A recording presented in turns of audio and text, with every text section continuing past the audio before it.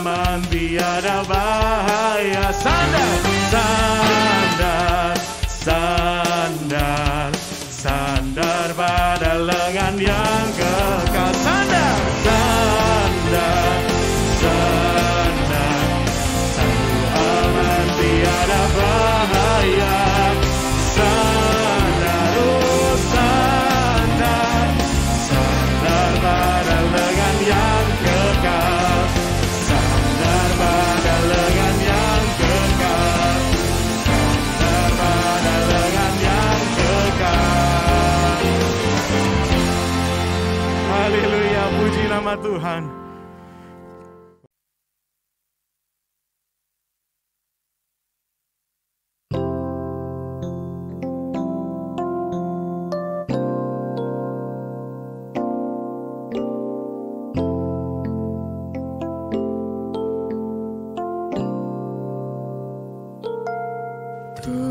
Tuhanku, bila hati kawanku terluka oleh tingkah ujarku dan kehendakku jadi panduku,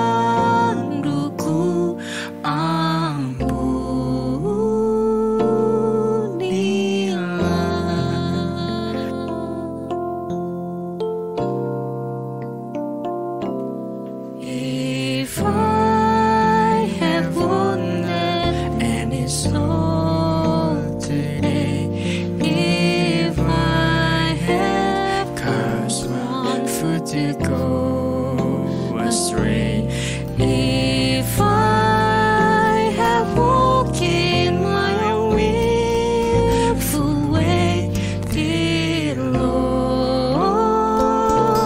forgive.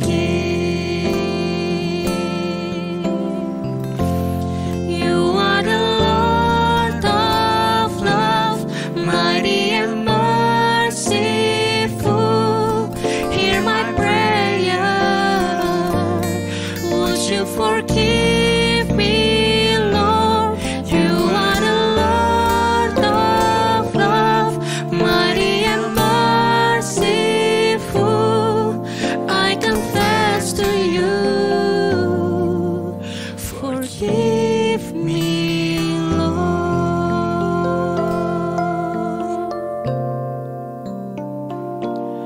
Dan hari ini aku bersembah serta padamu, Bapa, berserah.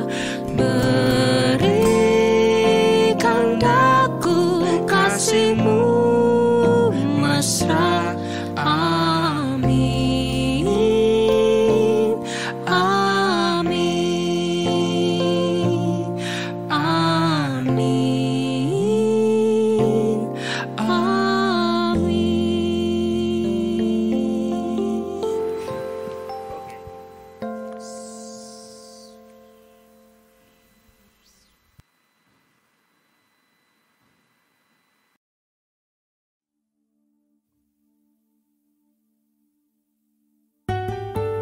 Tuhan, terima kasih atas anugerah-Mu yang begitu nyata buat kehidupan kami. Kiranya hanya Engkau, Tuhan, yang menyelidiki setiap hati kami. Terima kasih, Yesus.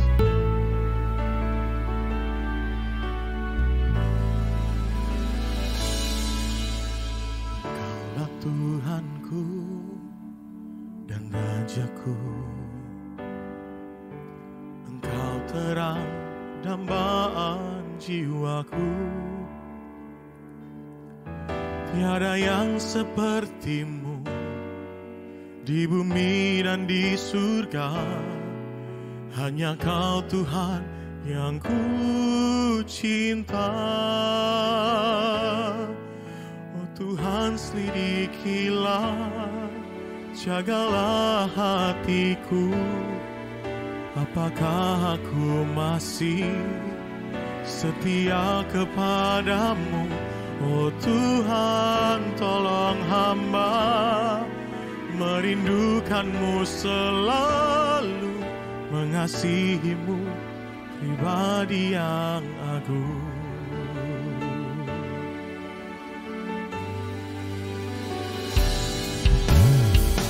Sahabatku dan kekasihku,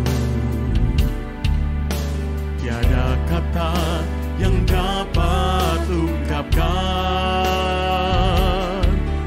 selain ku sembah kau dan memberi hatiku sebagai persembahan yang hidup.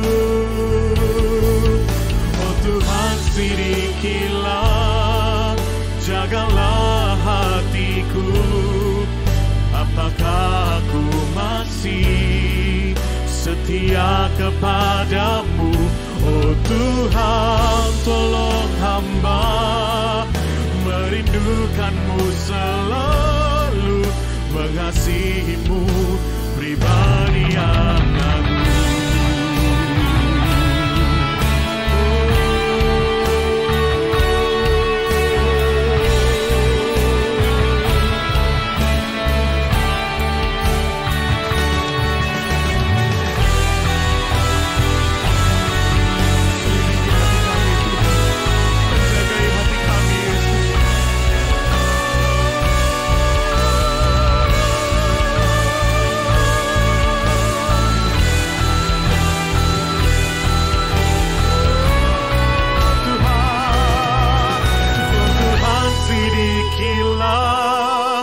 Jagalah hatiku, apakah aku masih setia kepadamu?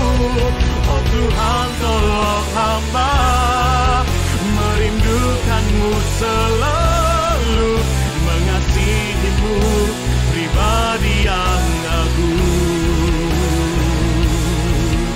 mengasihimu pribadi yang agung, pribadi yang agung.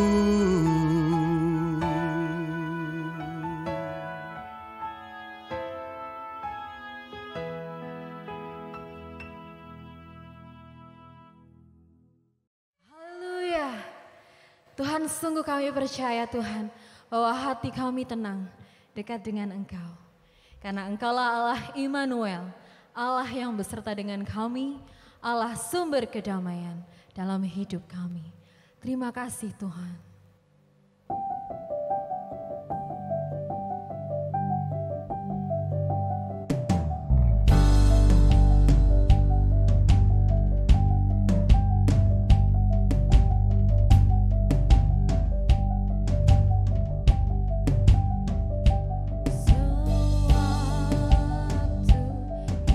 Hidupku tenang dan aman.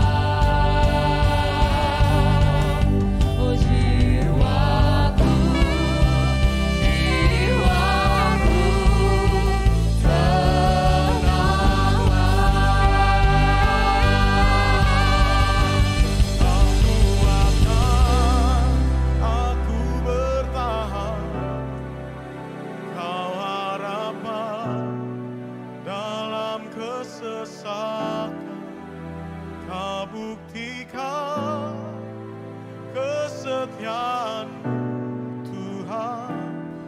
Engkau Allah Immanuel. Mari bersama serukan Aku akan, aku bertahan, Kau harapan dalam kesesakan, Kau buktikan kesetiaan-Mu Tuhan. Engkau Allah Immanuel.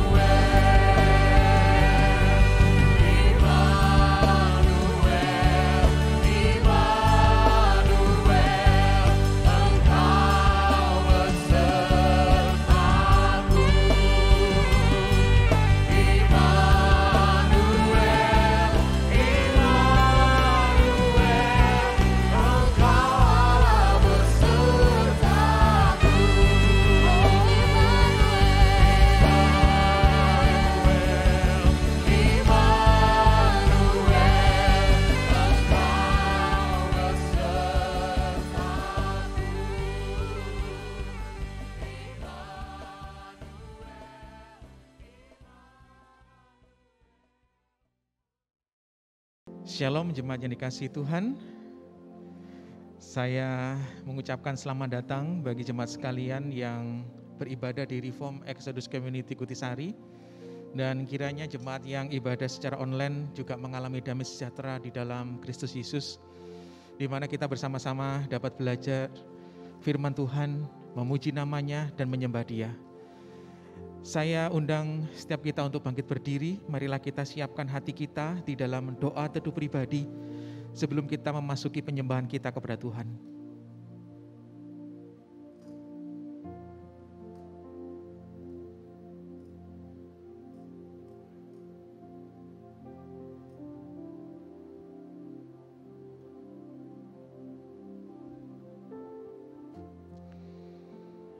Jemaat yang dikasihi Tuhan, marilah kita mengarahkan hati kita kepada undangan Allah Tritunggal yang sudah menciptakan, menebus, dan memelihara hidup kita. Marilah kita menyembah Dia dengan sebuah keyakinan bahwa pertolongan kita ialah datang dari Allah pencipta langit dan bumi. Dia adalah Tuhan yang tidak pernah meninggalkan pekerjaan tangannya buat kita. Kiranya turun atas kita berkat dan damai sejahtera yang menyempurnakan ibadah kita yang dibuka di dalam nama Allah Bapa, Putra, dan Roh Kudus. Amin. Jemaat dipersilakan duduk kembali.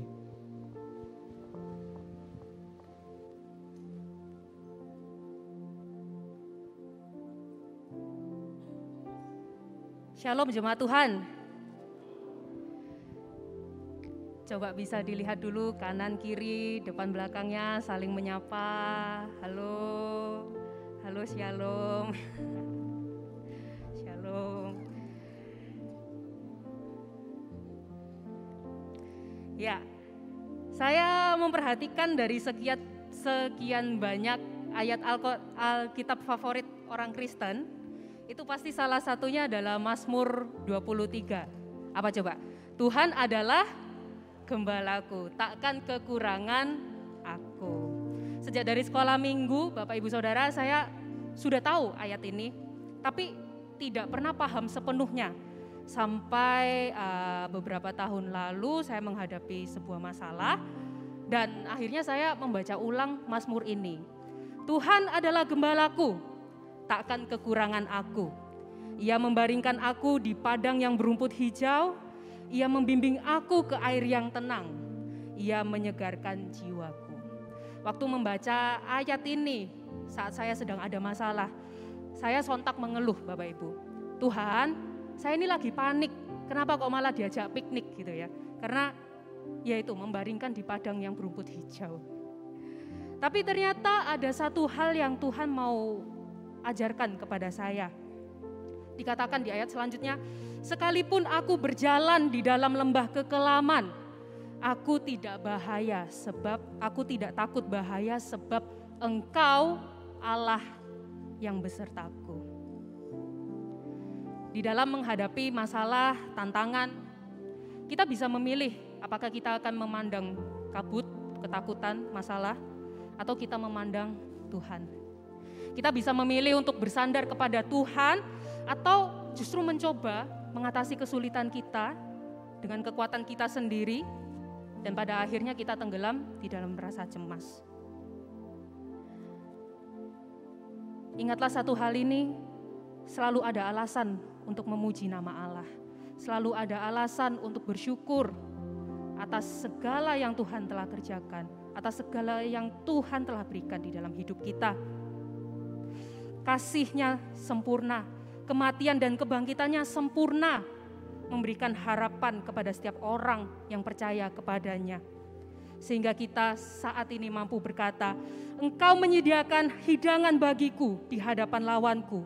Engkau mengurapi kepalaku dengan minyak, pialaku penuh melimpah.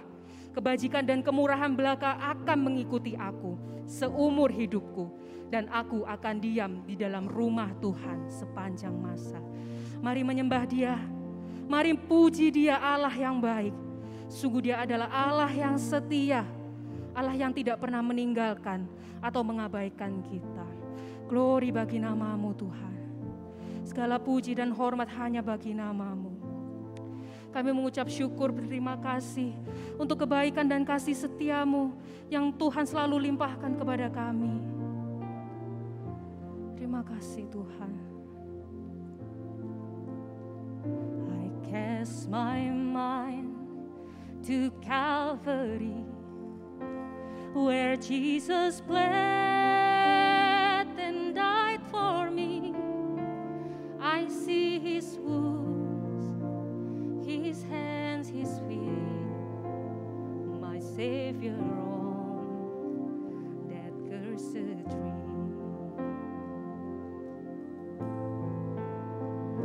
His body bound and drenched in tears, they laid Him down in Joseph's tomb, the entrance sealed by heavy stone. Messiah still and all alone.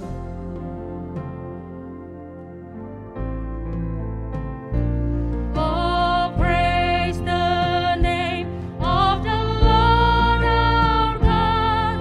Oh, praise His name forevermore. For endless days we will sing Your praise, oh Lord our God.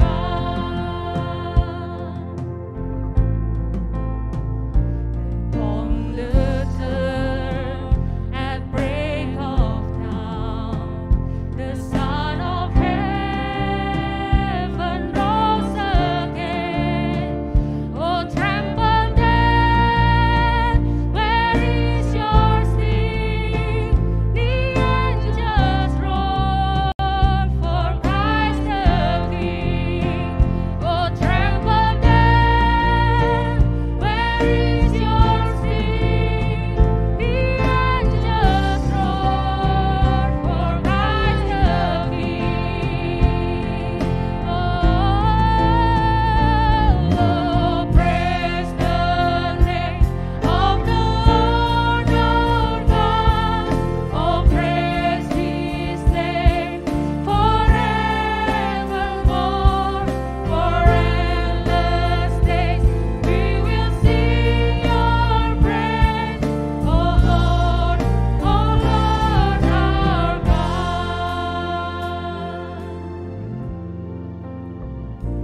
Shall return in droves of white, the blazing sun shall be the night, and I will rise among the saints. My gaze transfixed on Jesus' face.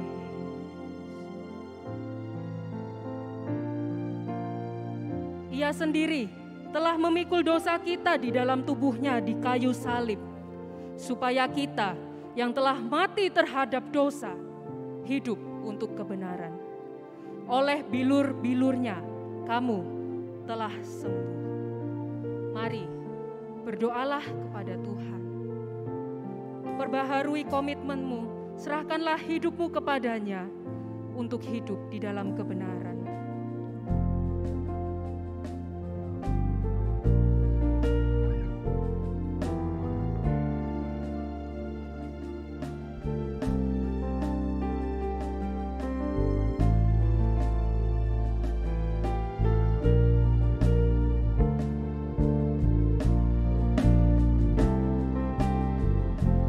Mari jemaat kita bangkit berdiri.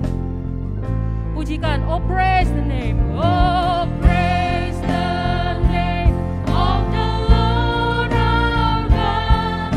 Oh praise His name forevermore, for endless days we will sing your praise, oh Lord our God. Praise the name, oh praise the name of the Lord our God. Oh praise His name forevermore, for endless days we will sing your praise, oh Lord our God. Oh Lord our God.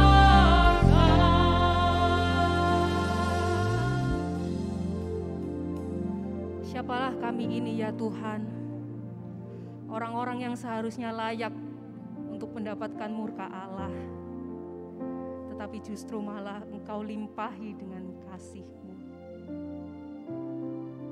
Darah-Mu yang tercurah di salib, kematian-Mu telah menyelesaikan persoalan terbesar kami, yaitu dosa.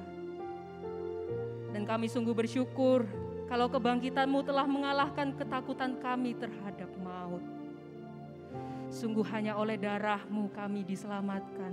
Sungguh hanya oleh kebangkitan-Mu kami menjadi ciptaan yang baru. Sungguh hanya oleh karena-Mu kami boleh dilahirkan kembali. Semua hanya karena kasih karunia-Mu ya Tuhan.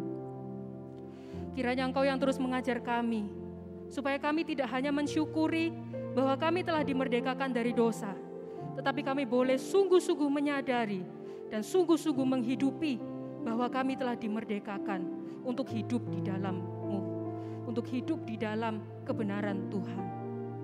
Tolong kami ya Tuhan yang baik, supaya kami terus dimampukan dan boleh menghidupi kemerdekaan yang Tuhan telah beri. Tolong kami supaya kami boleh mengasihi dan dapat melayani sesama kami. Biarlah segala puji, biar segala hormat dan kemuliaan dan kuasa hanya bagi nama Tuhan. Demi Yesus Kristus Tuhan dan Juru Selamat kami berdoa. Amin. Terimalah petunjuk hidup baru. Tetapi sekarang, setelah kamu dimerdekakan dari dosa, dan setelah kamu menjadi hamba Allah, kamu beroleh buah yang membawa kamu kepada pengudusan, dan sebagai kesudahannya ialah hidup yang kekal. Sebab upah dosa ialah maut, tetapi karunia Allah ialah hidup yang kekal di dalam Kristus Yesus, Tuhan kita. Sama-sama kita yang percaya boleh katakan, amin. Berikan sorak-sorai bagi nama Tuhan. Mari Bapak Ibu Saudara yang dikasihinya, kita mengikrarkan pernyataan iman Eksodus yang berbunyi demikian. Kami percaya bahwa setiap kata dalam seluruh naskah asli Alkitab adalah diilhamkan oleh Allah, sehingga tidak mengandung kesalahan apapun, baik dalam hal iman, etika, sejarah, maupun ilmu pengetahuan. Karena diilhamkan oleh Allah, Alkitab merupakan standar kebenaran dan otoritas tertinggi dalam seluruh aspek hidup orang percaya, baik dalam hal doktrin maupun praktek hidup. Kami percaya kepada Allah Tritunggal, satu hakikat, tiga pribadi, pencipta segala sesuatu yang kelihatan maupun yang tidak kelihatan, yang dalam kedaulatannya yang mutlak dan pengetahuannya yang tak terbatas, telah menetapkan sejak kekekalan segala sesuatu yang akan terjadi. Kami percaya kepada Tuhan Yesus Kristus, pribadi kedua dalam Tritunggal, sebagai juru selamat satu-satunya yang telah dan akan mendamaikan setiap orang pilihan dengan Bapa. Pendamaian itu hanya bisa dicapai melalui pengorbanan darah Tuhan Yesus Kristus di atas kayu salib, kematiannya, kebangkitannya, dan kenaikannya ke surga. Kami semua mempercayai dan dengan sangat rindu menantikan kedatangan Tuhan Yesus Kristus kembali ke dunia dalam kemuliaannya sebagai Hakim Agung yang akan menghukum orang-orang yang tidak percaya kepada namanya ke dalam neraka kekal dan yang akan memberikan kehidupan penuh kebahagiaan di surga kekal bagi mereka yang percaya kepadanya. Kami percaya Roh Kudus, pribadi ketiga dalam Tritunggal, yang melahirkan kembali setiap orang pilihan melalui kuasa Injil, memberikan iman kepada mereka dan memimpin mereka dalam pengudusan hidup sampai Tuhan Yesus datang kembali yang kedua. Kami menyadari bahwa semua manusia di luar Kristus adalah hamba dosa yang tidak mungkin bisa mencapai standar kekudusan Allah dan dengan demikian tidak mungkin bisa diselamatkan melalui perbuatan baik. Kami mengakui gereja universal yang merupakan persekutuan orang percaya di segala tempat dan abad yang mengambil komitmen untuk mencintai ibadah dan terlibat dalam pelayanan di gereja lokal serta terus-menerus membangun kehidupan kerohanian pribadi yang sehat dalam kehidupan sehari-hari. Kami percaya bahwa gereja harus memprioritaskan dan terlibat secara aktif dalam misi Allah guna mengabarkan Injil sampai ke seluruh dunia. Amin. Marilah kita memuji namanya, menyerahkan hidup kita kepada Dia, bersorak-sorai, bersuka cita oleh karena keselamatan yang telah diberikan pada kita. Mari Bapak Ibu Saudara Jemaat semuanya, saya mengundang kita untuk bertepuk tangan sebagai tanda memuji kebesaran nama Allah. Kristus bangkit. Kristus bangkit, soraklah. Haleluya. Bumi sorga bergema. Haleluya. Berbalasan bersyukur. Haleluya. Muliakan Tuhanmu.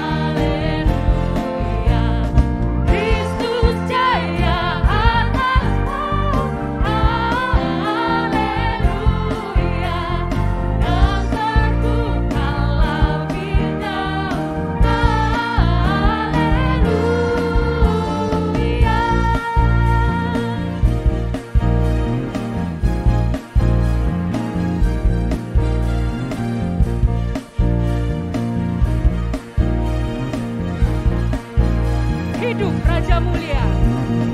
Hidup Raja Mulia. Haleluya. Kita selamat olehnya. Haleluya.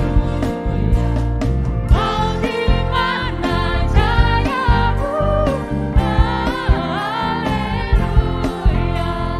Kubur mana kuasamu? Haleluya.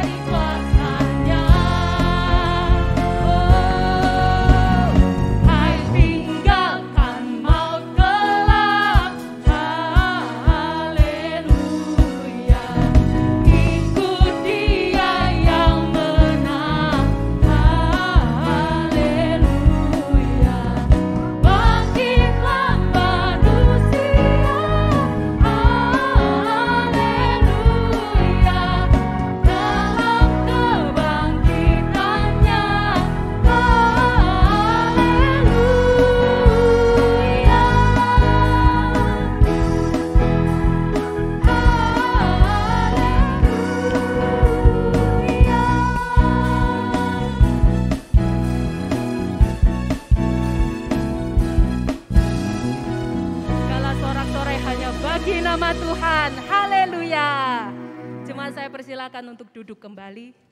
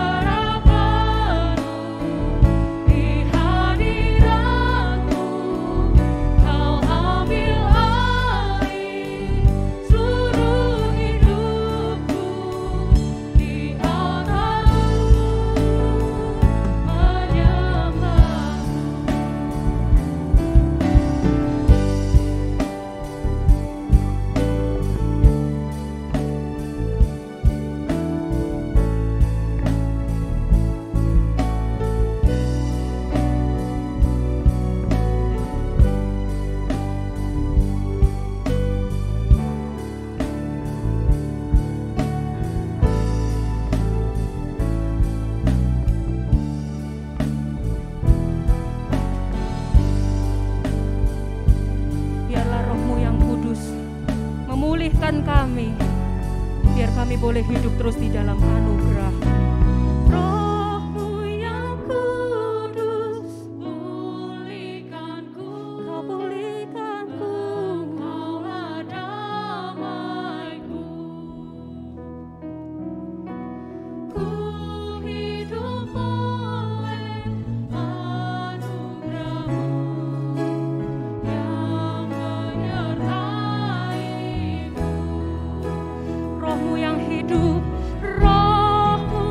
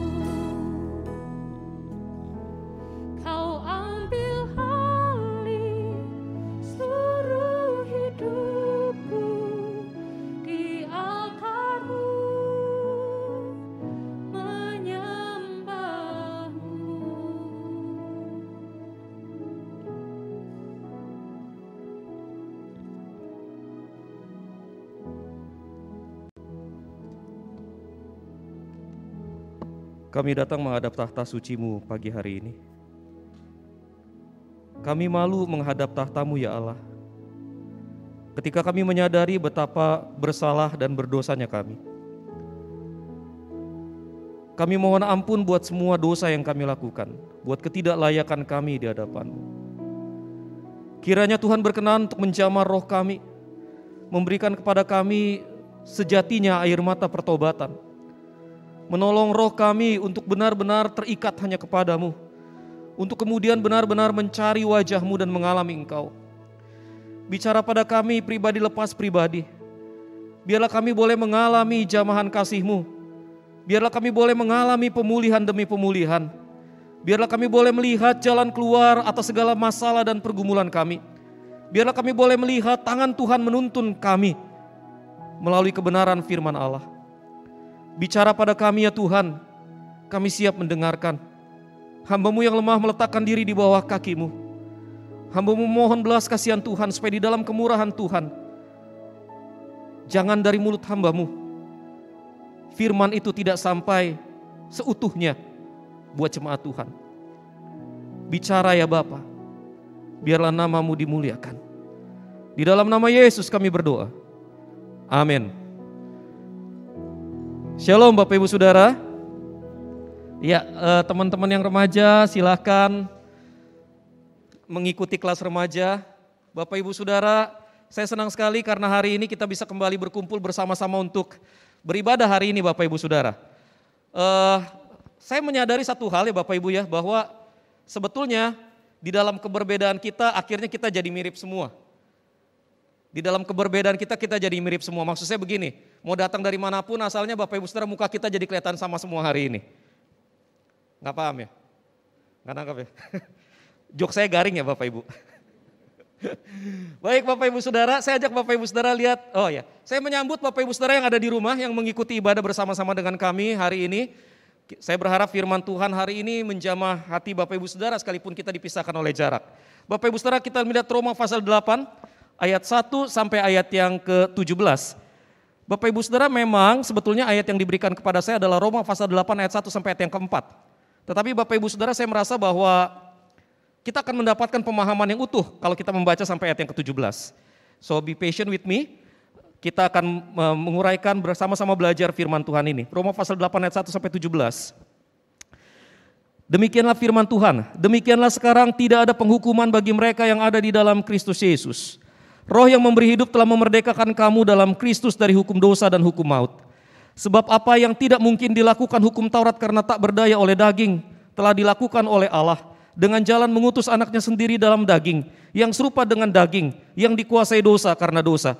Ia telah menjatuhkan hukuman atas dosa di dalam daging, supaya tuntutan hukum Taurat digenapi di dalam kita yang tidak hidup menurut daging, tetapi menurut roh. Sebab mereka yang hidup menurut daging memikirkan hal-hal yang dari daging, mereka yang hidup menurut roh memikirkan hal-hal yang dari roh. Karena keinginan daging adalah maut, tetapi keinginan roh adalah hidup dan damai sejahtera. Sebab keinginan daging adalah perseteruan terhadap Allah, karena ia tidak takluk kepada hukum Allah. Hal ini memang tidak mungkin baginya. Mereka yang hidup dalam daging tidak mungkin berkenan kepada Allah. Tetapi kamu tidak hidup dalam daging, melainkan dalam roh. Jika memang roh Allah diam di dalam kamu. Tetapi jika orang tidak memiliki roh Kristus, ia bukan milik Kristus. Tetapi jika Kristus ada di dalam kamu, maka tubuh memang mati karena dosa, tetapi roh adalah kehidupan oleh karena kebenaran. Dan jika roh Dia yang telah membangkitkan Yesus dari antara orang mati diam di dalam kamu, maka Ia yang telah membangkitkan Kristus Yesus dari antara orang mati akan menghidupkan juga tubuhmu yang fana itu oleh rohnya yang diam di dalam kamu. Jadi saudara-saudara, kita adalah orang berhutang, tetapi bukan kepada daging supaya hidup menurut daging. Sebab jika kamu hidup menurut daging, kamu akan mati. Tetapi jika oleh roh kamu mematikan perbuatan-perbuatan tubuhmu, kamu akan hidup. Semua orang yang dipimpin roh Allah adalah anak Allah. Sebab kamu tidak menerima roh perbudakan yang membuat kamu menjadi takut lagi. Tetapi kamu telah menerima roh yang menjadikan kamu anak Allah. Oleh roh itu kita berseru, Ya Aba, Ya Bapa. Roh itu bersaksi bersama-sama dengan roh kita bahwa kita adalah anak-anak Allah. Dan jika kita adalah anak, maka kita juga adalah ahli waris. Maksudnya, orang-orang yang berhak menerima janji-janji Allah, yang akan menerimanya bersama-sama dengan Kristus, yaitu jika kita menderita bersama-sama dengan Dia, supaya kita juga dipermuliakan bersama-sama dengan Dia. Bapak Ibu Saudara yang terkasih di dalam Tuhan, saya bersyukur bahwa hari ini kita semua bisa berkumpul bersama-sama di tempat ini Bapak Ibu.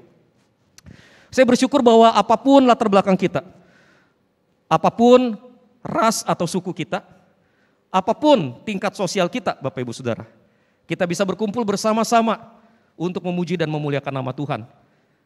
Bapak Ibu Saudara, sekalipun kita berasal dari latar belakang yang berbeda, namun Bapak Ibu saya mendapati bahwa sebetulnya kita semua dikumpulkan karena satu pergumulan yang sama. Apa pergumulan kita Bapak Ibu Saudara? Kita sama-sama bergumul dengan kedagingan kita. Kita sama-sama bergumul dengan dosa. Bapak Ibu Saudara, siapapun kita, sehebat apapun kita, secerdas apapun kita, seluar biasa apapun kita, segagah apapun kita, bagaimanapun kita terpandang di hadapan manusia, kita tetap adalah orang-orang berdosa yang membutuhkan kasih karunia Allah. Amin Bapak Ibu Saudara. Dan fakta bahwa kita berada di tempat ini hari ini adalah karena Bapak Ibu Saudara, Yesus berkenan untuk menebus dosa-dosa kita. Yesus berkenan untuk merangkul kita masuk ke dalam keluarganya. Yesus berkenan untuk menjadikan kita bagian dari kerajaan Allah. Bapak Ibu Saudara, kita adalah orang-orang berdosa yang berada di tempat ini oleh karena kemurahan Allah di dalam hidup kita. Amin Bapak Ibu Saudara. Nah Bapak Ibu Saudara, sekalipun begitu Bapak Ibu, sekalipun kita tahu bahwa kita adalah orang-orang yang telah ditebus, sekalipun kita tahu bahwa kita adalah orang-orang yang telah menerima kasih karunia, namun Bapak Ibu Saudara, kita mendapati bahwa kita masih bergumul dengan dosa-dosa kita. Kita masih orang yang bergumul dengan kedagingan kita. Kita rindu untuk menjadi orang yang hidupnya memuliakan Allah, tetapi kita mendapati satu fakta bahwa kita kerap kali mengalami jatuh bangun di dalam perjalanan rohani kita. Dan Bapak Ibu Saudara, pergumulan ini membuat kita merasa tidak layak untuk datang ke hadapan Allah. Bapak Ibu Saudara, jujur ini adalah salah satu nats Alkitab yang sulit untuk saya paparkan hari ini. Nats Alkitab yang sangat sulit untuk saya khotbahkan hari ini Bapak Ibu. Saya sudah membaca nats ini, sudah mempersiapkan nats ini selama 1 minggu Bapak Ibu. Tetapi akhirnya saya nggak tahan juga Bapak Ibu Saudara. Kenapa saya nggak tahan? Karena saya merasa bahwa apa yang saya pelajari hari ini nggak sinkron dengan apa yang saya hidupi selama ini. Saya sampai telepon Pak Yakub, saya bilang, "Koh, nggak bisa nih Koh. Gue kayaknya nggak kuat nih khotbahin ini. Karena ini khotbah tentang sesuatu yang kudus, tetapi saya mendapati bahwa hidup saya begitu kotor dan menjijikan. Saya mendapati bahwa hidup saya tidak seperti yang saya harapkan. Saya mendapati bahwa saya masih harus bergumul dengan kedagingan. Saya mendapati bahwa saya adalah orang yang tidak lebih baik daripada jemaat yang saya gembalakan." Bapak Ibu Saudara, saya hampir putus asa ketika saya berusaha untuk menguraikan firman Tuhan hari ini. Tapi Pak Yakub kemudian mengajak saya untuk melihat Roma pasal 8 dari perspektif yang sesungguhnya Bapak Ibu Saudara. Bapak Ibu Saudara, Roma pasal 8 berbicara mengenai kedagingan Bapak Ibu Saudara. Roma pasal 8 berbicara mengenai seseorang yang diselamatkan oleh karena Yesus kemudian berperang melawan kedagingan. Bapak Ibu Saudara yang terkasih di dalam Tuhan, daging adalah salah satu tema sentral di dalam Roma pasal 8. Pertanyaannya Bapak Ibu Saudara, apa itu kedagingan? Bapak Ibu Saudara, ketika Paulus berbicara mengenai kedagingan, bahasa Yunani yang digunakan adalah sarx, atau ada juga yang membacanya sarka, begitu ya. Sarx atau sarka. Bapak Ibu Saudara, ketika Paulus berbicara mengenai kedagingan, dia tidak hanya berbicara mengenai daging kita ini. Oke? Dia tidak hanya berbicara mengenai daging kita ini, tetapi di saat yang bersamaan, dia juga berbicara mengenai daging sebagai gambaran dari sifat alamiah manusia dengan segala kelemahan secara fisik maupun secara moral dan hawa nafsunya. Jadi Bapak Ibu Saudara, ketika Paulus berbicara mengenai daging, dia tidak hanya berbicara mengenai apa yang kelihatan, apa yang bisa kita sentuh, apa yang bisa kita jamah. Paulus juga berbicara mengenai daging sebagai gambaran, sebagai sebuah lukisan dari sifat alamiah manusia dengan segala kelemahannya, kelemahan fisik, kelemahan moral, dan dengan segala hawa nafsunya. Dengan demikian Bapak Ibu Saudara, kalau daging yang dibicarakan ini adalah daging kita, maka sebetulnya Bapak Ibu Saudara, gambaran yang dilukiskan oleh sarka adalah juga bagian dari diri kita. Maksud saya begini Bapak Ibu Saudara. Bapak Ibu bisa sama-sama melihat saya di sini kan? Betul ya? Saya kelihatan, saya real, saya nyata buat Bapak Ibu. Betul ya Bapak Ibu ya? Nah Bapak Ibu bisa melihat saya karena ada dagingnya. Betul? Kalau nggak ada dagingnya berarti saya makhluk halus. Bapak Ibu cuma dengar suara, nggak lama Bapak Ibu kabur dari sini. Betul ya?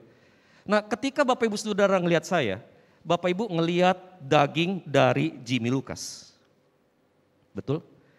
Tetapi masalahnya di dalam konsep teologi sarks atau sarka Bapak Ibu Saudara, daging Jimmy Lucas ini juga memiliki sifat-sifat alamiah manusia dengan segala kelemahan fisik, kelemahan moral, dan dengan segala hawa nafsunya. Dengan kata lain Bapak Ibu Saudara, kedagingan adalah bagian yang tidak bisa dilepaskan dari Jimmy Lucas. Ketika berbicara mengenai kedagingan, kita berbicara mengenai bagian integral yang tidak bisa dilepaskan dari diri kita secara hakiki.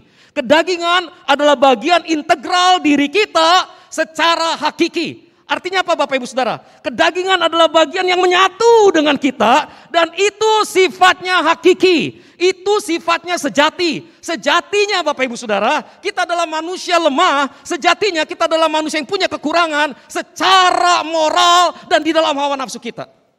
Ini kita Bapak Ibu Saudara. Nah Bapak Ibu Saudara yang terkasih di dalam Tuhan, dengan kata lain Bapak Ibu Saudara, daging adalah bagian tak terpisahkan dari diri kita. Kedagingan adalah siapa kita. Your flesh is who you are. My flesh is who I am.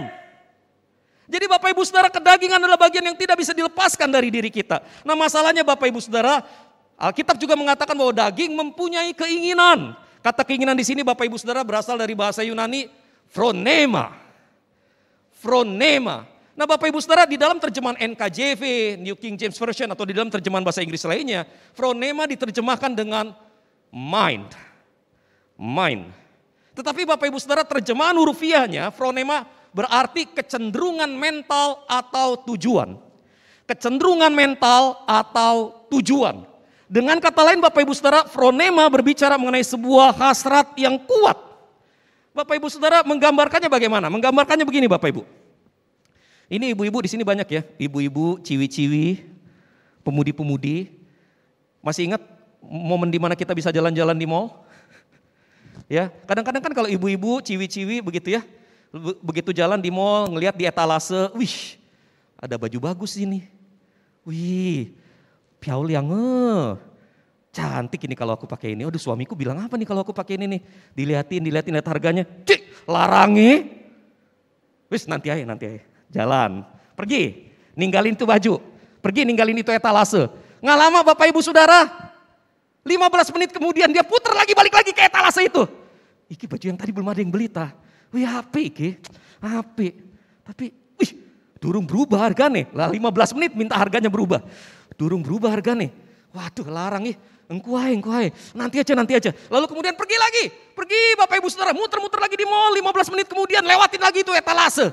Aduh, baju iki apik iki. Mesti kalau aku pakai ini apik iki. Waduh, bahannya halus. Lalu mulai kita menggunakan apa Bapak Ibu Saudara? Rasionalisasi, ya. Kita mulai membenarkan, ini kalau harganya sih sebenarnya enggak terlalu mahal. Ini harganya masih termasuk diskon. Ini harganya mulai rasionalisasi Bapak Ibu Saudara. Tapi kemudian bilang, engku sih larang.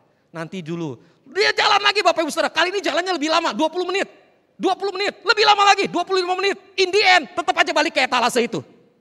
Dan ketika balik ke etalase itu Bapak Ibu Saudara, udahlah ini nggak mahal ini sebenarnya murah ini. Oke lah, nanti kan bisa cut dari tempat yang lain, pokoknya yang bisa beli ini dulu, lalu kemudian beli. Now that is what we call phronema.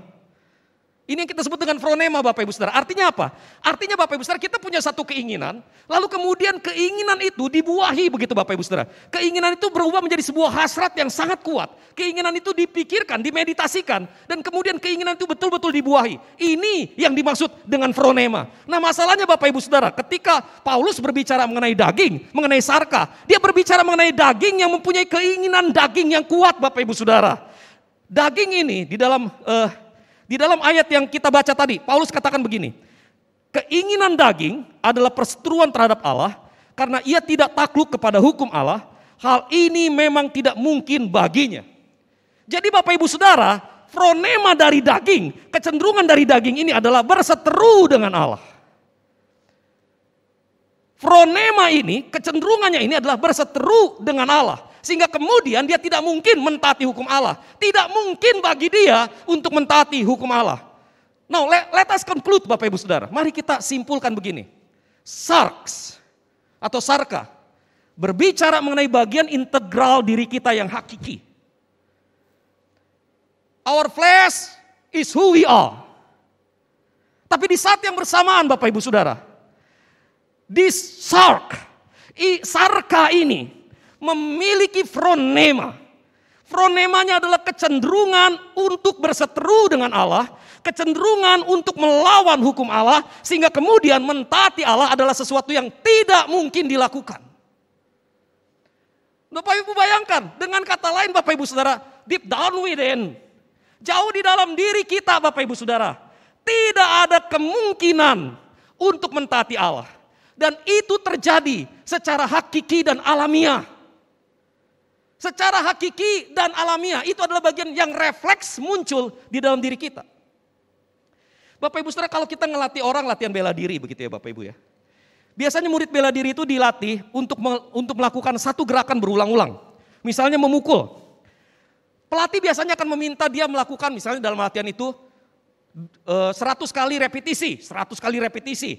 Kalau dia mampu lakukan 100 kali repetisi, latihan berikutnya 150 kali repetisi. Latihan berikutnya 200 repetisi. Latihan berikutnya 250 repetisi. Kenapa begitu Bapak Ibu Saudara? Karena target pelatih adalah untuk satu gerakan 5.000 repetisi kurang dari 1 tahun. Kenapa harus begitu Bapak Ibu Saudara? Sebab diharapkan melalui repetisi berulang-ulang, gerakan itu menjadi second nature. Second nature. Nah kalau udah jadi second nature, ditoel, lonjok. Iya dong, karena kalau lagi bahaya, keluar jurus apa ya? Keluar jurus apa ya? Oh oke, keluar tendangan. Belum nendang udah ketendang Bapak Ibu Saudara. Kenapa? Karena itu gak second nature dia. Kita latih orang supaya itu jadi second nature-nya. Sehingga ketika dia ada sesuatu, dia lakukan secara refleks. Begitu Bapak Ibu Saudara. Nah permasalahannya dengan our flesh, itu adalah secara natural muncul dari dalam diri kita melawan Allah. Dia adalah bagian integral di dalam diri kita yang secara natural melawan Allah Bapak Ibu Saudara. Sehingga kemudian tidak mungkin di dalam diri kita untuk melakukan apapun yang menyenangkan hati Allah. Harus kembali dimulai dari titik itu Bapak Ibu Saudara.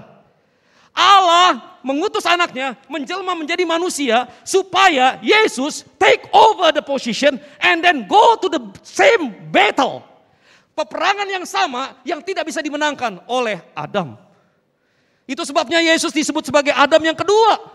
Karena apa Bapak Ibu Saudara? Karena Yesus kemudian menjalani apa yang seharusnya Adam jalani. Namun Adam gagal. Sebagai Adam kedua, Yesus melawan semua bujuk rayu iblis. Dia menolak untuk melawan Allah. Di tengah kuatnya pencobaan, Yesus bergumul dan menang. Dia mengasihi Bapanya dan taat sampai mati. Bahkan sampai mati di atas kayu salib. Dengan begitu Bapak Ibu Saudara, Yesus menyelesaikan semua masalah kedagingan di dalam dirinya sendiri. Yesus menyelesaikan semua masalah kedagingan di dalam dirinya sendiri. Dengan mati di atas kayu salib, dia ikut menyalibkan daging dengan segala kekuatannya. Bapak Ibu Saudara yang terkasih di dalam Tuhan, this is Jesus part. Pertanyaannya, bagaimana kita bisa menikmati apa yang Yesus lakukan? Bapak Ibu Saudara, di dalam Roma pasal 8 ayat yang ke-9, Paulus kemudian berkata, tetapi kamu tidak hidup dalam daging, melainkan dalam roh. Jika memang roh Allah diam di dalam kamu. Dengan kata lain Bapak Ibu Saudara, semua berubah ketika kita didiami oleh Roh Kudus. Ketika Roh Kudus diam di dalam kita Bapak Ibu Saudara, Roh Kudus melahirbarukan kita. Sehingga kemudian Bapak Ibu Saudara, tendensius kita, fronema kita kembali kepada Allah. Jadi Bapak Ibu Saudara, di satu sisi ketika kita menerima Tuhan Yesus Kristus sebagai Tuhan dan Juru Selamat, kita menjadi milik Kristus. Tetapi di saat yang bersamaan Bapak Ibu Saudara, Roh Kudus bekerja melahirbarukan kita sehingga kemudian kita memiliki kecenderungan yang kuat untuk mengasihi dan mentaati Allah. Something change deep down within. Ada sesuatu yang berubah di dalam diri kita Bapak Ibu Saudara yang terkasih di dalam Tuhan. Nah Bapak Ibu yang terkasih di dalam Tuhan, tidak ada cara lain bagi kita untuk mengalami kasih Allah kecuali dengan menerima Yesus sebagai Tuhan dan Juru Selamat. Tetapi permasalahannya begini Bapak Ibu Saudara. Permasalahannya begini. Kita semua sudah menerima Yesus sebagai Tuhan dan Juru Selamat kan? Betul? Ada yang belum di sini? Kalau ada yang belum, silakan hubungi saya secara pribadi, kita bicara pribadi 4 mata begitu Bapak Ibu Saudara ya. Tapi kalau sudah Bapak Ibu Saudara, saya asumsinya semua sudah menerima Yesus. Permasalahannya begini. Kalau memang Yesus mati di atas kayu salib, mengalahkan daging, Kenapa dan Roh Kudus diam di dalam diri saya, melahirbarukan saya, kenapa saya masih bisa bergumul dengan keinginan daging? Betul? Itu gak pergumulannya? Bapak Ibu, ini yang membuat saya terus bertanya Bapak Ibu Saudara. Jujur Bapak Ibu ya, dari 4 bersaudara, saya punya 3 orang adik. Dari 4 bersaudara, saya paling brengsek Bapak Ibu. Saya paling brengsek. Saya setiap kali duduk dengan adik-adik saya, khususnya adik saya yang nomor 3 Bapak Ibu Saudara, saya merasa, kenapa bukan dia aja yang jadi hamba Tuhan ya? Kenapa kok gua ya? Adik saya yang nomor 3 ini Bapak Ibu Saudara, bisnis gak pernah entertain. Kalaupun entertain cuma makan. Bisnis gak pernah nipu. Barang dia produknya kelas 3, kualitas kelas 3, dia bilang kualitas kelas 3. Dia gak bilang kualitas kelas 1, barang kelas 3. Gak pernah Bapak Ibu Saudara. Hidupnya lurus aja begitu Bapak Ibu. Sampai saya pikir ini anak apakah gak ada dosanya ya? Saya mikir kenapa dia malah jadi GM, sementara saya jadi gembala di sini. Kalau disuruh begitu Bapak Ibu ya, kalau disuruh ngambil resiko, entertain orang dengan cara yang wah konyol begitu, dengan cara yang gak benar, saya lebih berani dibanding dengan adik saya. Kenapa sih begitu Bapak Ibu Saudara? Kenapa kok harus saya? Bapak Ibu Saudara, saya bergumul setiap hari dengan firman, bergumul dengan kedagingan, bergumul dengan firman, bergumul dengan kedagingan. Sampai satu titik saya merasa saya gak layak jadi hamba Tuhan. Sampai satu titik saya merasa saya gak pantas jadi hamba Tuhan. Berulang kali saya bilang sama Tuhan, Tuhan saya pensiun boleh gak? Tuhan saya pensiun boleh gak? Minta pensiun. Kalau Tuhan gak kasih pensiun saya mati boleh gak? Tuhan tahu saya minta itu. Jujur Tuhan tahu. Saudara tahu rasa bersalahnya ketika kita tahu apa yang benar tapi kita melakukan apa yang salah? Masalahnya Bapak Ibu Saudara, kalau kita belum ditebus, mungkin perasaan bersalah itu gak kuat. Tapi setelah kita dilahirkan kembali, perasaan bersalah itu sangat kuat Bapak Ibu Saudara. Saya yakin beberapa dari Bapak Ibu Saudara tahu apa yang saya gumuli, tahu apa yang saya rasakan, dan mengajukan pertanyaan yang sama. Kalau Yesus sudah mengalahkan daging, kalau saya sudah dilahirbarukan oleh Roh Kudus, lalu kenapa saya masih hidup di dalam daging? Kenapa masih ada keinginan yang kuat untuk melakukan kedagingan? Bapak Ibu Saudara, Paulus kemudian berkata begini, di dalam ayat sebelumnya Paulus berkata, ketika Roh Kudus berada di dalammu, tubuh memang mati karena dosa, tetapi roh hidup di dalam kebenaran. Dengan kata lain Bapak Ibu Saudara, there is something that do not change. Ada sesuatu yang tidak berubah. Apa yang tidak berubah? Bahwa kita masih tinggal di dalam daging.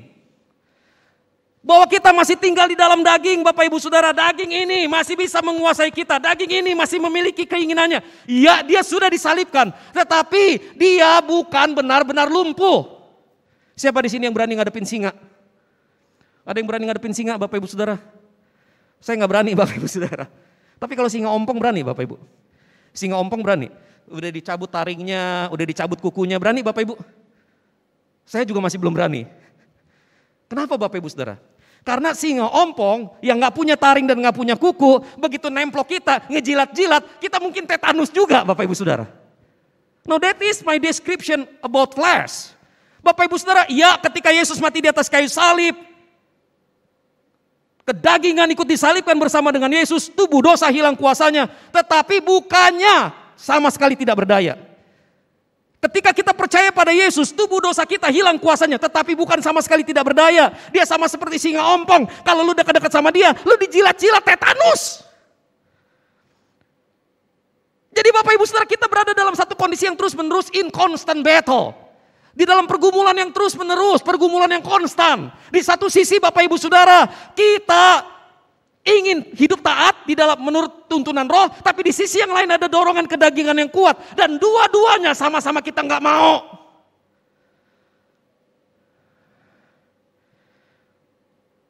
Permission to speak frankly. Kalau kita ngelihat cewek cakep lewat seksi, tergoda nggak? Ada yang tergoda, ada yang enggak. Mungkin godaannya beda. Ngelihat duit segepok, 2 gepok, 3 gepok, 4 gepok. Sampai ngegaplok, tergoda. Ada yang ngelihat jabatan posisinya. Wah, posisi tinggi, tergoda. Bapak Ibu Saudara, in the end kita semua punya cobaan kita masing-masing, betul gak? Nah kita kan tahu nih, Weh, si Amoy han piao liang lo. Wah ini puya wo paksa. Kan begitu kan ya Bapak Ibu ya. Roh Kudus bilang, ojo wis. Tapi ini dagingnya bilang, iyo wis, rapopo wis. Rapopo, yang ini ojo, yang itu rapopo, ojo dan rapopo. Kita pilih yang ojo, dagingnya meronta. Kita pilih yang rapopo, rohnya meronta. Jadi kita gak pernah berada dalam posisi yang tepat. Kita selalu berada dalam pergumulan yang konstan antara kedagingan kita dengan keinginan kita untuk mentaati Allah, Bapak Ibu Saudara. Now what is the solution? Paulus kemudian berkata, kamu bukan orang yang berhutang kepada daging sehingga kamu boleh hidup menurut daging, Bapak Ibu Saudara. Itu yang Paulus katakan. Nah Bapak Ibu sekarang what is our problem? Our problem is our flesh. Sesuatu yang kemudian sama sekali terintegrasi dengan kita. Jadi masalahnya adalah kita, gak usah nyalain orang lain. Gak usah nyalain orang lain. Lo mau ribut sama orang, jangan nyalain orang. Itu ributnya lo. Itu keputusan lo. Naik mobil, disalip. Shoot! Kita tersinggung kan, kita kejar balik. Lalu ribut. Waktu ribut Pak polisi tanya, kenapa begitu? Karena dia nyalip saya Pak. Ntar dulu. Keputusan untuk ngejar keputusan siapa? Keputusan pribadi, betul gak? So that is our problem Bapak Ibu Saudara. Itu masalah kita. Masalah kita adalah ada di dalam diri kita sendiri. Kedagingan kita Bapak Ibu. Itu masalah kita. Kita menyakiti hati Allah. Kita memberontak melawan Allah. Itu masalah kita. Bapak Ibu lihat Kejadian pasal 1. Di dalam Kejadian pasal 1, manusia diciptakan terakhir. Iya? Manusia diciptakan terakhir. Waktu Allah menciptakan alam semesta, Allah cuma berfirman, jadi, semua jadi. Waktu Allah menciptakan manusia dengan tangannya. Lalu kemudian Allah mendekatkan manusia dengan hidungnya. Allah menghembuskan nafas kehidupan ke dalam manusia. Dengan kata lain Bapak Ibu Saudara, manusia diciptakan dengan hati Allah ada di dalamnya. Allah menciptakan manusia untuk mencintai manusia dan dicintai oleh manusia. Tapi yang menarik adalah kenapa manusia diciptakan di hari terakhir, bukan di hari sebelumnya. Kalau dia begitu spesial, kenapa dia tidak diciptakan di awal dan bukan di akhir? Bukankah anak-anak yang spesial adalah anak-anak pertama seperti saya?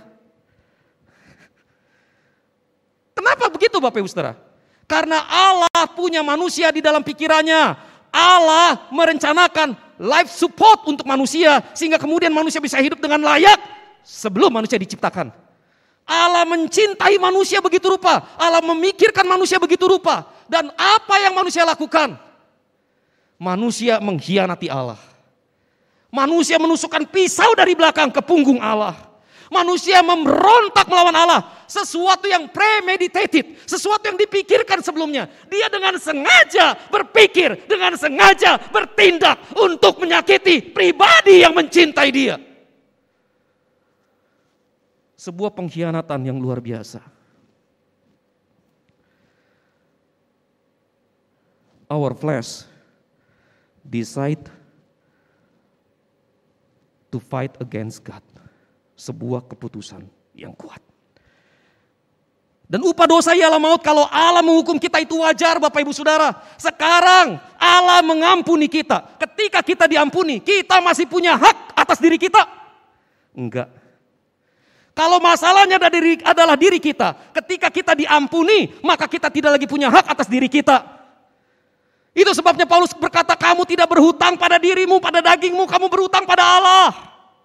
Bapak Ibu Saudara, hal pertama yang harus kita lakukan supaya kita bisa hidup dengan benar di hadapan Allah adalah dengan mengakui bahwa kita tidak punya lagi hak atas diri kita sendiri. Kita gak punya hak atas ambisi kita gak punya hak atas apa yang ingin kita makan, kita gak punya hak atas apa yang ingin kita minum, kita gak punya hak bagaimana membesarkan anak kita gak punya hak bagaimana mencintai pasangan kita gak punya hak.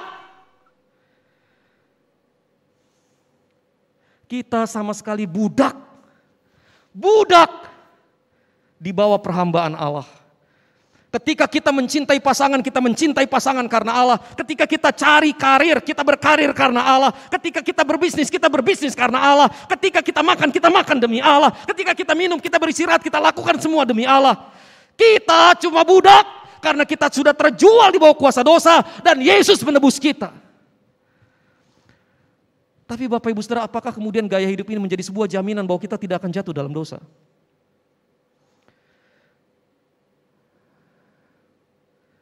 Seorang teman saya meninggal karena AIDS. Dan dia seorang pendeta. Seorang teman saya yang lain meninggalkan Yesus karena seorang wanita dan dia seorang penginjil. Apakah kehidupan saya juga steril? Enggak. Saya tahu kehidupan Bapak Ibu Saudara juga enggak sesteril itu kan. Jadi kalau misalnya itu yang terjadi pada kita, apa yang harus kita lakukan? Alkitab berkata, kamu adalah anak-anak Allah. Ketika Roh Allah diam di dalam kamu, kamu memanggil Dia ya Aba, ya Bapa. Kamu adalah orang yang menjadi ahli waris kerajaan Allah. Kamu akan menerima warisan itu bersama dengan Kristus. Dengan kata lain Bapak Ibu Saudara, no matter what happen in your life, you are loved. No matter what happen in your life, you are the children of God. Bahwa kalau kita sudah berjuang dan kita gagal, itu manusiawi. Selama kita tidak berkubang di dalamnya, kita harus segera bangkit. Dan ketika kita lakukan itu, kita melakukan itu mungkin dengan hati yang hancur. Dan ketika hati yang hancur itu datang pada Allah, kita diingatkan, Yesus mencintai kita. Dia mencintai kita. Bapak Ibu Saudara, saya mau tutup khotbah ini dengan sebuah kisah nyata yang benar-benar terjadi Bapak Ibu Saudara. Di sebuah lingkungan miskin di Brazil, ada seorang gadis bernama Christina Bapak Ibu Saudara. Christina adalah seorang gadis yang cantik, jelita, rupawan, sembohai. Pokoknya ngelihat dia hati cowok aut-autan.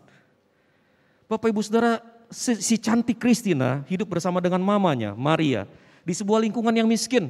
Mereka tinggal di sebuah rumah yang cuci baju di situ, masak di situ, cuma mandi sama buang air yang nggak di situ. Mereka tidur di tumpukan jerami yang ditutup dengan kain. Mereka sangat miskin. Setiap hari Christina ngomong sama mamanya, "Ma, satu saat aku akan pergi ke Rio de Janeiro dan aku akan menjadi bintang film ternama di sana. Aku akan menjadi orang hebat dan kalau aku jadi orang hebat, Ma, kita akan makan di restoran mewah dan Mama nggak perlu tidur lagi di atas jerami. Mama nanti tidurnya di atas kasur bulu angsa, Ma." Maria bilang, "Christina, anakku, terima kasih ya kamu sayang sama Mama. Udah nggak usah dipikirin itu. Kamu di sini aja sama Mama." Bapak Ibu, bukannya Maria berusaha untuk memadamkan semangat Christina, bukan Bapak Ibu Saudara. Masalahnya adalah Maria tahu Christina itu gadis cantik model apa.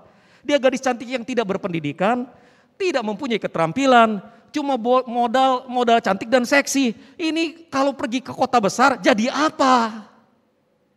Belum tentu jadi bintang film. Christina setiap hari ngomong tentang mimpinya, Maria setiap hari berusaha untuk memadamkannya. Sampai satu titik Christina memutuskan untuk, enggak, gua harus pergi ke Rio de Janeiro. Jadi malam itu Bapak Ibu Saudara, ketika Maria tertidur dengan lelap, pelan-pelan Christina ngambil baju dari lemari pakaian, membungkus pakaiannya, lalu kemudian mengambil sedikit uang mamanya, lalu mindik-mindik, lari ke arah stasiun bus, beli tiket dan pergi ke Rio de Janeiro.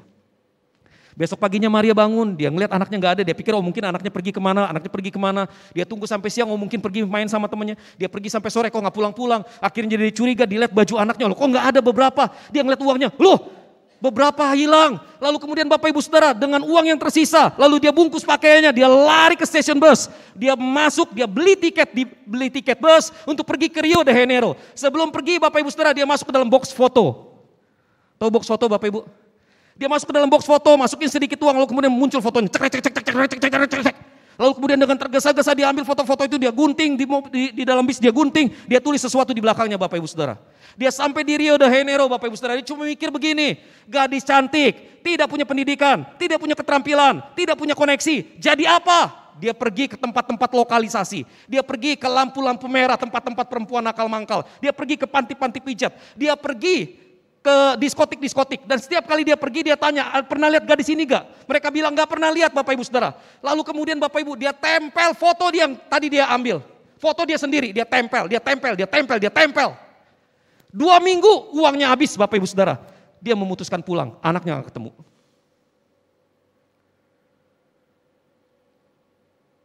Sebulan kemudian, seorang gadis muda keluar dari kamar sebuah hotel murahan. dengan pakaian yang compang-camping, terkoyak kiri dan kanan. Matanya yang dulu penuh dengan keceriaan, kini memancarkan kengerian. Dengan langkah gontai dia menuruni tangga demi tangga. Dia merasa dirinya kotor dan menjijikan karena dia menukarkan kehangatan tubuhnya demi sesuap nasi. Dia berpikir untuk bunuh diri, tetapi dia tidak cukup punya keberanian melakukan hal itu. Di dalam kondisi yang sedemikian, ketika dia melewati lobi hotel, dia melihat ada sebuah gambar dengan wajah yang sangat dia kenal. Matanya memanas karena air mata. Lehernya tercekat, tidak bisa mengucapkan apa-apa. Dengan gemetar dia mengulurkan tangan, mengambil foto itu sambil berkata, "Mama, Mama." Dia mendekatkan foto itu ke dadanya. Untuk sesaat dia merasa bahkan untuk memegang foto mamanya nggak layak. Dia berusaha untuk buang foto mamanya. Tapi sebelum dia buang foto mamanya, dia melihat ada secarik tulisan di balik foto itu. Dia balik foto itu dan dia melihat tulisan tangan mamanya.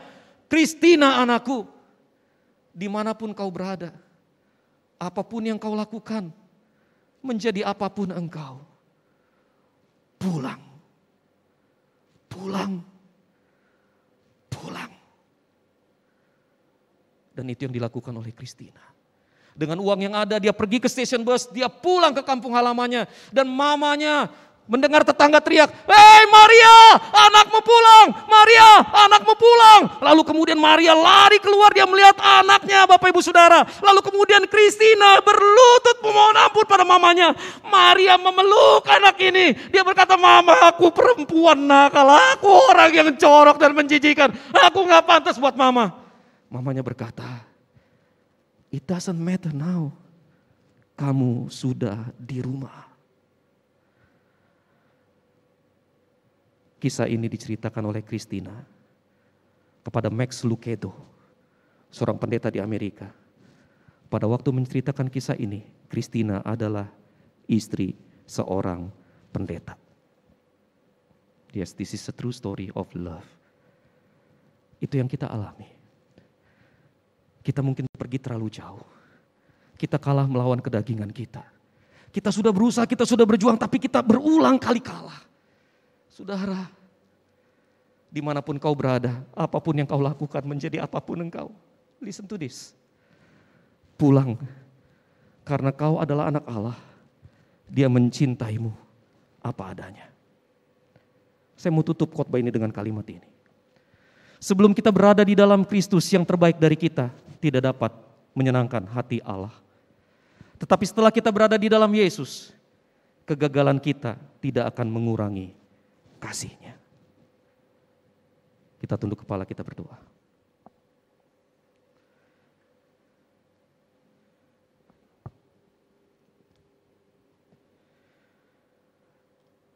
Saudara yang terkasih di dalam Tuhan Yesus Kristus, kita semua orang berdosa. Enggak ada satu orang pun yang kudus di dalam ruangan ini. Kita semua orang-orang yang kalah. Kita kalah melawan kepahitan, kita kalah melawan kemarahan, kita marah, kita kalah melawan kedagingan, kita orang yang kalah. Kita bukan orang yang senang dengan kekalahan, itu jelas. Itu sebabnya kita ada di sini siang hari ini. Kita berharap ada sedikit jalan keluar buat masalah dan pergumulan kita. Kita anak-anak yang gagal menyenangkan hati Bapaknya. Saudara, engkau dan aku sama. Dan posisiku sebagai seorang pendeta menjadikan kejahatanku jauh lebih jahat dari apa yang kau lakukan. Tapi dengar ini baik, saudaraku. Dimanapun kau berada, apapun yang kau lakukan, menjadi apapun engkau, pulanglah. Sebab Dia menantimu. Dia menantimu untuk mencintaimu lagi. Dia menantimu untuk memperbaharui hidupmu lagi. Dia menantimu untuk memberikan kepadamu kesempatan dan hidup yang baru. Dia rindu memelukmu. Dia rindu memegang tanganmu. Dia rindu tersenyum berjalan denganmu.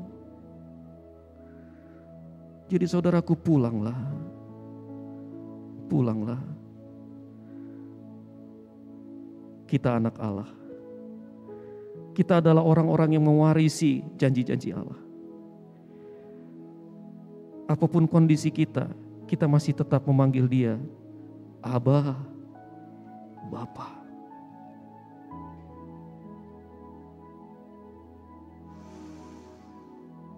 Saya beri kesempatan pada saudara untuk berdoa secara pribadi. Bawa pergumulanmu ke dalam tangan Allah. Biarkan Roh Kudus melembutkan hatimu. Kalau saat ini kau ingin menangis, kau menangis. Apapun yang ingin kau sampaikan, sampaikan pada Allah. Kita semua orang berdosa. Kita semua butuh belas kasihan. Kita semua butuh pengampunan.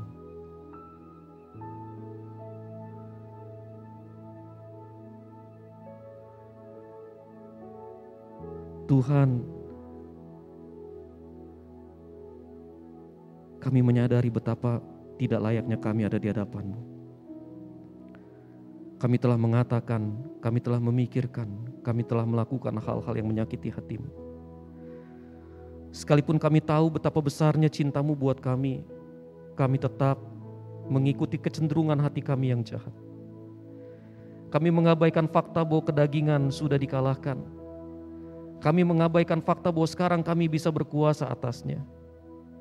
Kami memilih untuk bersahabat dan hidup dengan kedagingan itu. Ampuni kami. Tuhan, sebagai orang yang jauh lebih berdosa, izinkan hamba-Mu menatang jemaat Tuhan. Jika ada di antara jemaat-Mu yang hatinya hancur, Tuhan pulihkan. Jika ada di antara jemaat-Mu yang terikat dan terbelenggu oleh dosa, Tuhan lepaskan. Tuhan bawa kembali hati suami pada istri, hati istri pada suami. Tuhan bawa kembali hati orang tua pada anak, hati anak pada orang tua. Tuhan bawa kembali hati mertua pada menantu, hati menantu pada mertua. Tuhan bawa kembali hati saudara dengan saudara, hati ipar dengan ipar. Kembali di dalam tali kasih Allah. Tuhan bawa kembali hidup kami yang tadinya jauh dari Allah. Bawa kami kembali. Ampuni kami. Ampuni kami. Ampuni kami. Ini kami, Bapa. Ini kami, Bapa. Ini kami. Kami pulang. Kami pulang. Kami rindu pelukan-Mu sekali lagi. Kami pulang. Di dalam nama Yesus kami berdoa. Amin.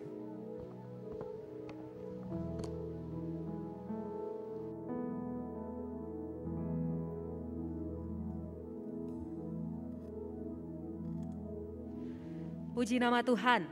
Tiba saatnya kita akan memberikan persembahan bagi Bapak Ibu Saudara jemaat yang ada di Rekutisari, bisa memberikan persembahan lewat amplop yang sudah disediakan. Dan bagi jemaat yang sedang mengikuti ibadah secara online, silahkan berikan persembahan lewat rekening yang sudah tertera di layar. Mari kiranya kasih Tuhan sajalah yang memotivasi kita untuk memberikan persembahan. Aku milik-Mu, Yesus Tuhanku.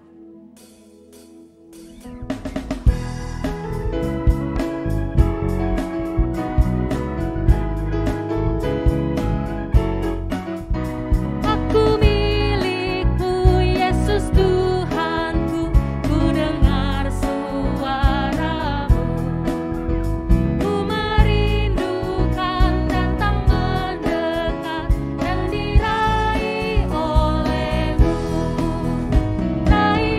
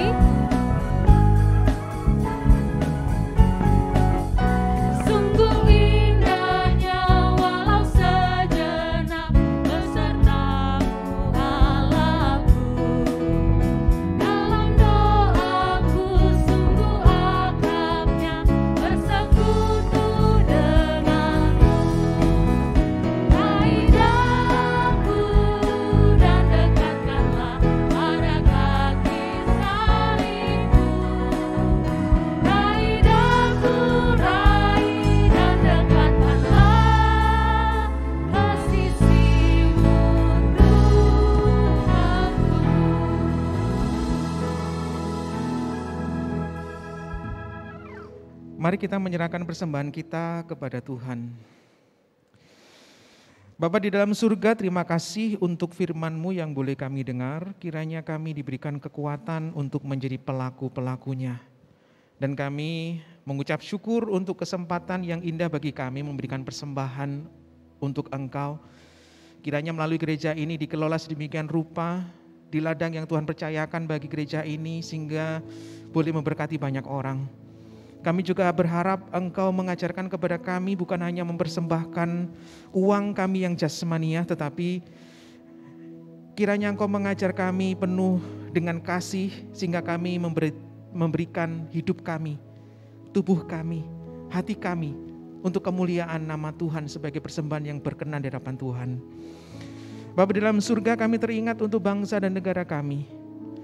Di dalam masa-masa pandemi, pemerintah sudah melakukan begitu rupa, begitu banyak daya yang sudah dilakukan, program-program yang sudah dilaksanakan, kiranya ini menjadi hal yang efektif untuk mengantisipasi perkembangan COVID-19, baik itu varian yang baru, ataupun dampak-dampak yang dihasilkan dari COVID-19 selama ini. Ya Tuhan, Engkau yang akan berikan kekuatan bagi mereka. Termasuk sekarang di beberapa daerah sudah terjangkit demam berdarah, Engkau yang akan terus-menerus memberikan hikmat bijaksana supaya bisa ditangani dengan baik, khususnya kerjasama antara pemerintah dan masyarakat, supaya terjalin dengan disiplin yang baik, dengan hati yang semuanya untuk memulihkan kondisi masyarakat, kesehatan bersama, kemakmuran bersama demi bangsa dan negara. Kami pun juga teringat untuk dampak-dampak yang dihasilkan COVID-19 ataupun kondisi yang sekarang ini terjadi secara politik, ekonomi, sosial, budaya. Engkau yang akan berbelas kasihan untuk bangsa ini, untuk memulihkan sesuai dengan anugerah Tuhan atas kami. Dan kami pun juga percaya bahwa sedemikian rupa Tuhan telah menjaga bangsa ini, dan untuk masa depan bangsa ini ada di tangan Tuhan pula. Kami saat ini berdoa untuk gereja kami ya Tuhan.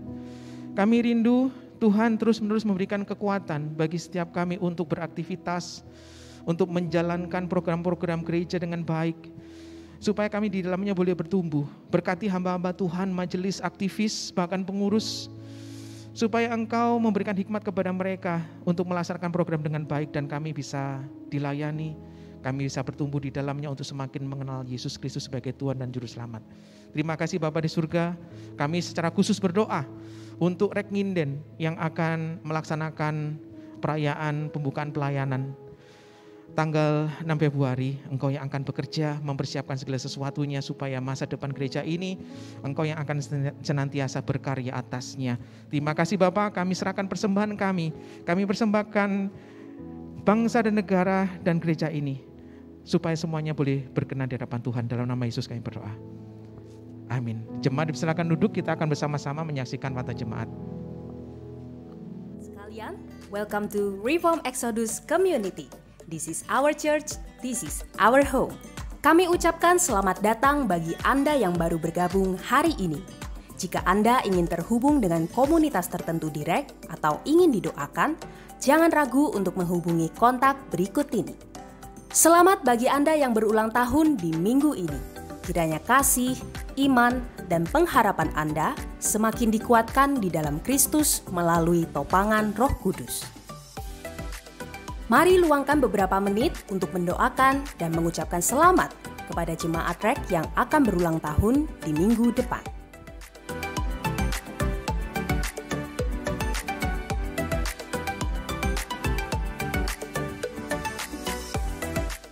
Mari bergabung dalam doa pagi setiap Sabtu pukul 5:30 pagi. Bagi Anda yang belum tergabung dalam grup WhatsApp, silahkan mendaftar di link berikut ini untuk mendapatkan link Zoom. Bergabunglah bersama discipleship groups di setiap gereja lokal. Catat hari dan waktunya. Di tengah pandemi ini, mari kita bersama-sama bersekutu dan bertumbuh dengan sesama. Teman-teman muda, ayo bergabung dalam persekutuan online remaja dan pemuda. Info link Zoom silahkan menghubungi kontak berikut ini. Shalom jemaat dan simpatisan REK dimanapun Anda berada. Saya sekarang berada di lokasi Rek Nginden yang baru. Pekerjaan sudah hampir selesai. Terima kasih untuk bantuan doa dan dana dari Bapak Ibu saudara sekalian. Mari kita terus tuntaskan apa yang masih tersisa. Bapak Ibu saudara masih diberi kesempatan untuk memberikan persembahan di nomor rekening berikut ini. Dan sekaligus saya di sini mengucapkan terima kasih kepada para panitia pembangunan yang sudah mengawasi proses renovasi Rekinden yang baru ini. Dan sekaligus juga saya ingin mengumumkan bahwa pada bulan Februari, minggu yang pertama tahun 2022, jam 5 sore kita akan mengadakan ibadah peresmian gedung Rekinden yang baru. I'm so excited. Saya mengajak setiap kita untuk mencatat tanggalnya baik-baik dan hadir bersama-sama bersukacita. Saya akan membahas tentang sebuah pertanyaan teologis yang penting, yaitu does God need a place to stay? Apakah Allah membutuhkan sebuah tempat untuk berdiam? Tema yang sangat relevan sekali untuk dibahas dalam acara peresmian gedung ini. Jadi jangan sampai ketinggalan minggu yang pertama, bulan yang kedua, tahun 2022, jam 5 sore. Tuhan memberkati kita.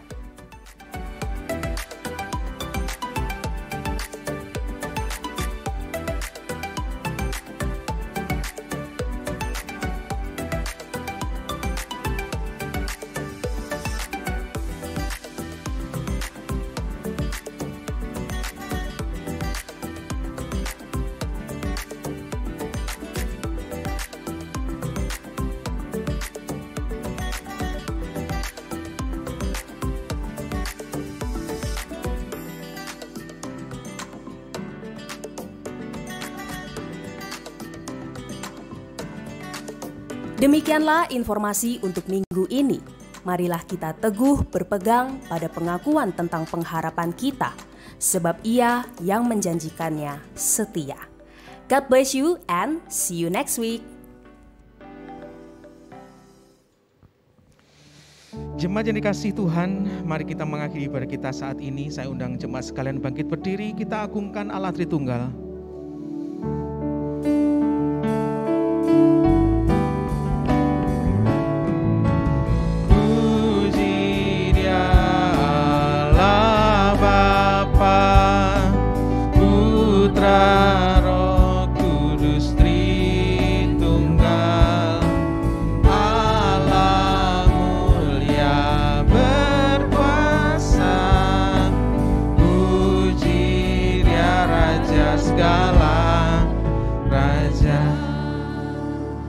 Jemaat yang terkasih, setelah mendengarkan firman-Nya, pulanglah dengan menjadi pelaku-pelaku firman untuk memuliakan nama Tuhan, dan sekarang terimalah berkat-Nya. Kiranya Allah Bapa memberkati dan melindungi engkau dengan berkat jasmani maupun rohani. Kiranya Yesus Kristus menyinari engkau dengan wajah-Nya dan memberikan kasih karunia keselamatan surgawi. Dan kiranya Allah Roh Kudus menghadapkan wajah-Nya kepadamu dan memberikan damai sejahtera yang akan mengiring engkau sampai Maranatha, Yesus datang yang kedua kali. Dan terimalah berkat-berkat itu hanya di dalam nama Yesus Kristus. Amin. Silakan duduk untuk mengambil waktu duduk. Ibadah selesai. Tuhan Yesus memberkati kita semua.